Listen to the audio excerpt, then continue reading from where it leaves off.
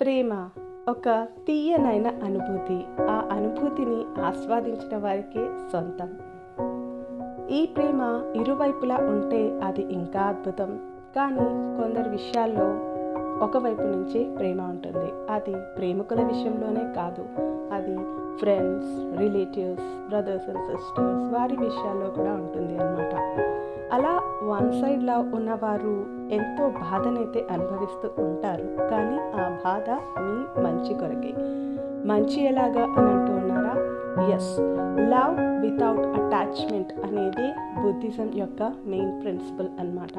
మీరు ఎప్పుడైతే అటాచ్మెంట్ లేకుండా ప్రేమని అందించగలుగుతారో మీరు ఆ దైవానికి దగ్గరవుతారు అన్నమాట. అంటే ఈ లవ్ వితౌట్ అటాచ్మెంట్ అనేది అంత సులువా అంటే నో, అది కొద్దిగా కష్టమే. కొద్దిగా ఏంటి, చాలా కష్టమే. బట్ బై ప్రాక్టీస్ మీకు ఇది ఎంతో సులువవుతుంది.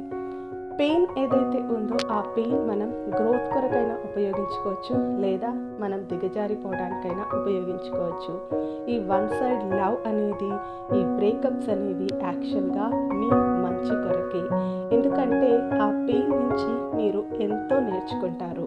ఆ నేర్చుకున్న దాంతో మీ లైఫ్ అనేది ఒక మంచి దారిలోకి వెళ్ళటానికి ఎంతో ఆస్కారం అనేది ఉంటుంది అన్నమాట. లవ్ వితౌట్ అటాచ్మెంట్ ఉన్నప్పుడే మనకి ఎంతో బాధ అనేది కలుగుతుంది.